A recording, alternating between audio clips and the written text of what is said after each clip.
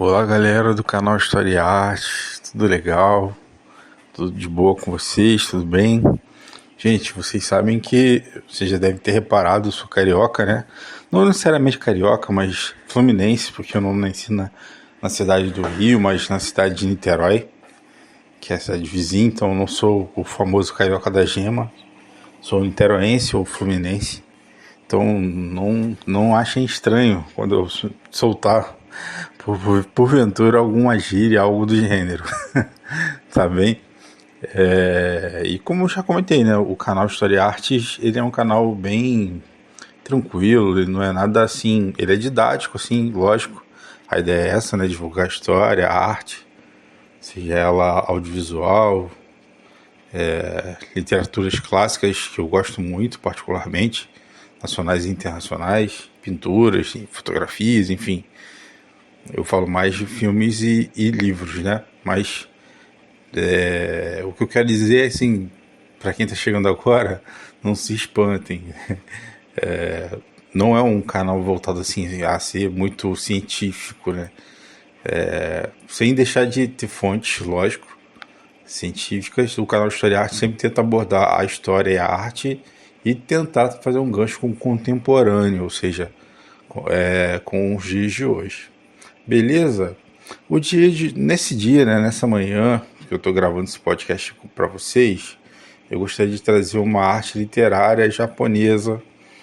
No entanto, foi produzida na Itália, que é um mangá. Eu gosto muito de mangás, né? Eu comecei a ler mangás pelo meu irmão caçula. Ele ainda é adolescente, tá no ensino médio atualmente, né?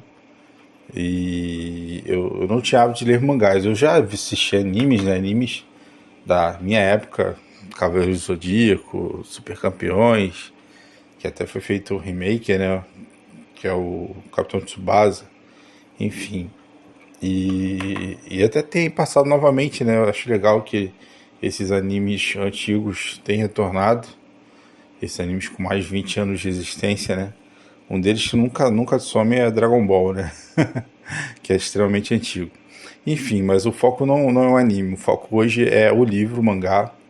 Mangá, no caso, para quem não sabe, é um tipo de quadrinho, né? De revista. No caso, um livro, não é nem revistinha, é livro mesmo.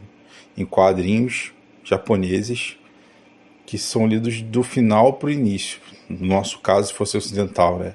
Não se lê do início para o final, é o contrário, o mangá tradicional japonês. Porém, ele foi produzido na Itália porque a autora mora na Itália. Ela é japonesa, ela é mangaka, como é chamado o escritor de quadrinhos japoneses, né?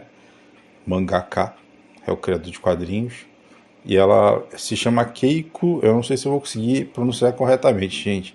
Eu não conhecia essa autora até então. É Keiko Ishigeshi, acho que é isso. Keiko Ishigeshi. E o nome do livro é 1945. Eu comprei bem barato, assim, na Amazon. Foi um valor bem em conta, confesso. Entre outros que eu tenho encontrado na Amazon, assim, particularmente, eu gosto de livros de volume único. Porque é muito comum os mangás terem vários volumes, né? E depois, a depender do mangá, ele vira um anime. Acaba se tornando um anime, que é o desenho animado japonês. Esse aqui não tem anime até o momento. No entanto, ele tem. Eu descobri que ele é inspirado em fatos reais.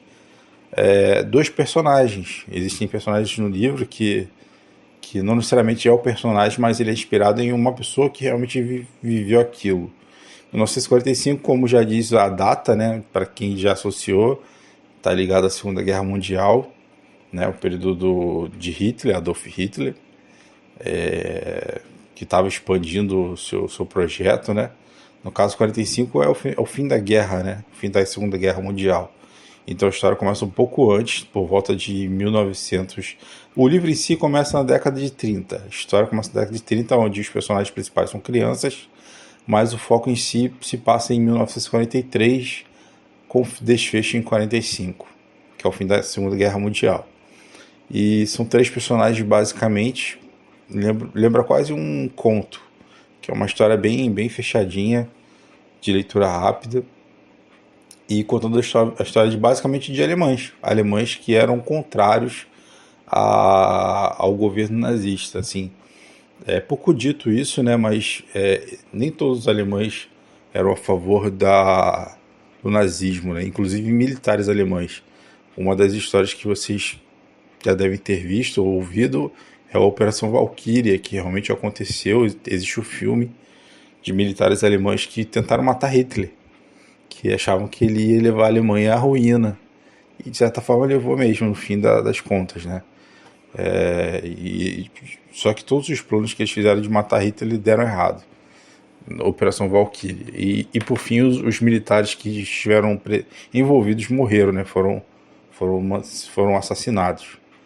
Quando foi descoberta a traição, né? A traição contra o governo nazista. 1945 é basicamente a mesma coisa, sendo que são jovens alemães. A história começa com eles ainda sendo crianças. Uma das personagens, ela começa seguindo os ideais alemães, né, da raça ariana, que são pessoas loiras, altas, cabelos de olhos claros, né, a ideia da supremacia branca, enfim, né, que isso teve no Brasil, inclusive, né, em alguns lugares do Brasil chegou a ter também isso. Conta-se historicamente e registros, né, que um dos médicos alemães veio para o Rio Grande do Sul e fez até alguns testes, né, que foi o Mengele, fugindo do pós-guerra, né, para não ser preso. Ele fugiu para cá, mas continuou fazendo projetos similares ao que já fazia na Alemanha, sobre a ideia da raça ariana, né, a raça pura, segundo o ponto de vista de Hitler, né. E é isso, gente. Não tem muito o que falar em si do livro, porque é basicamente... se eu falar muito, eu vou entregar a resenha toda, né? Vou dar spoiler. E aí rola um romance. São 3 jovens, né? Um deles, 2 são irmãos, a menina e o rapaz, e tem mais um outro rapaz que é amigo, que fica mais amigo da menina do que do rapaz, do irmão. E aí rola aquele romancezinho tal, de leve. Quando ficam mais velhos, continua. Esse rapaz vai para os frontes alemães, né? Vai para a luta. E sendo que eles acabam sendo considerados traidores, né? Do projeto de Hitler, do projeto ariano, da raça pura.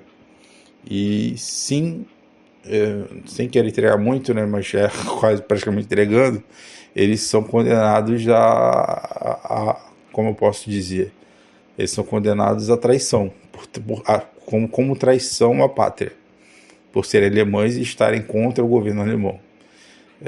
Enfim, governos autoritários agem assim, né? Não, temos visto isso nos dias de hoje também, não é muito diferente de alguns países, infelizmente, que ainda mantém um regime não necessariamente igual, mas parecido, né, de autoritarismo. E essa é a realidade, né? Quem tem o poder manda, né? Existem os chefes e os líderes, como falamos, né? Eu falo muito isso, outras pessoas também. A diferença do chefe e do líder, né? O chefe, ele manda, ele não dá exemplo, ele só manda. O líder não, ele te ensina a fazer, ele te caminha junto com você, ele faz você crescer para você andar sozinho e dar sequência no trabalho e fazer que outros continuem a dar sequência no trabalho. Tipo, é uma bola de neve. Essa é a ideia da diferença do chefe e do líder. E em governos autoritários não temos líderes, né? Temos chefes. Enfim, em muitas empresas também acontece isso. Então, fechando assim esse resumo desse livro, gostaria de citar outros similares, aproveitando o momento, que é A Menina que Roubava Livros. Provavelmente vocês já ouviram falar, ou já leram, ou já assistiram o filme. Eu nunca fiz resenha sobre eles, porque eu os li antes desse canal existir, o Story Art. Então, A Menina que Roubava Livros, O Menino do Pijama Listrado, esse aí eu acho que eu li em 2 dias. Gostei tanto do filme que eu fui ler o livro e devorei o livro. Em 2 dias eu terminei o livro. Ele não é nem um pouco grosso também, então é bom. Assim, estou citando por quê? Porque estou dentro da temática da Segunda Guerra Mundial. Se você gosta dessa temática da Segunda Guerra, Primeira e Segunda Guerra Mundial, em especial aqui a Segunda Guerra Mundial, Fica aí então minha citação da resenha de hoje, que é 1945, livro rápido de ler, por isso que eu disse que parece um conto. São poucos personagens e a história é bem fechadinha, bem se desenvolve bem rápido, na verdade, eu até achei. Por isso que me lembrou um conto, né? Não é um conto porque ele é ilustrado, não é nem ilustrado em si, é quadrinho, são quadrinhos japoneses, né? Aqueles quadrinhos em preto e branco, um mangá tradicional, tá bom? Então fica aí minha citação, 1945, outras leituras similares, como o menino do pijama listrado, a menina que roubava livros, o Diário de Anne Frank, né, famosíssimo, que no caso foi um compêndio do pai dela, o Otto Frank, que foi um dos sobreviventes dos campos de concentração, né? E no caso foi ele que publicou, né? Juntou para ser publicado o diário da filha caçula dele, né? E esse aqui é um outro que vale super a pena, vocês podem encontrá-lo na Amazon, tá? Físico, livro físico, a valor mega acessível, eu acho que eu não paguei nem R$ 20 por ele. E é isso, tá bom? Fecha aqui o nosso podcast desse mês, né? Talvez tenhamos outros, de outras temáticas, mas é isso, gente. Um abraço para todos aqui do canal História e Arte, professor Marcos Paulo. Esse ano voltando para atuar na área da educação também, né? Tive um hiato aí na área da educação, só estudando, ainda estou terminando o meu trabalho final de curso de uma pós atual, uma pós que eu estou concluindo. Vou estudar daqui a pouquinho já para preparar meu projeto final. E é isso. Um abraço a todos aqui do canal História e Arte.